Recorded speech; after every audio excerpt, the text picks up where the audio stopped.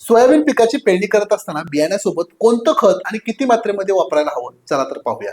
बघा, 1 एकरसाठी आपण सोयाबीन पिकासाठी खत मात्रा जर पाहिली तर ती आहे 20 किलो नत्र, 30 किलो स्फुरद आणि 18 किलो पालाश प्रति एकर इतकी.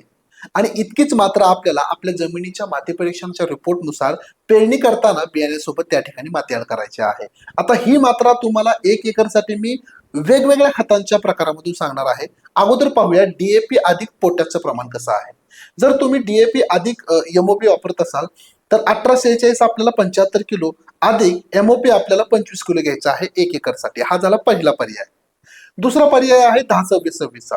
10-26-26 तुम्ही वापरत असाल तर प्रति एकरी तुम्हाला 2 बॅग वापरायच्या आहेत पेरणी करताना.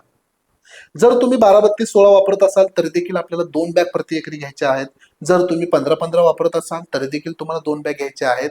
आणि जर तुम्ही युरिया, सिंगल सुपर फॉस्फेट आणि पोटॅश अशा 3 मात्रा एकत्र करून खत व्यवस्थापन करत असाल तर युरिया आपल्याला 45 kilo, single super phosphate 100 kilo आणि पोटॅश आपल्याला 25 किलो घेऊन 1 एकरसाठी पेरणी करताना बियाण्यासोबत हे खत माती करायचं आहे. मित्रांनो, सोयाबीन पिकामध्ये खत व्यवस्थापन करण्यासाठी मी तुम्हाला 5 पर्याय सांगितले आहेत. त्यापैकी कोणताही एक पर्याय तुम्ही निवडू शकता.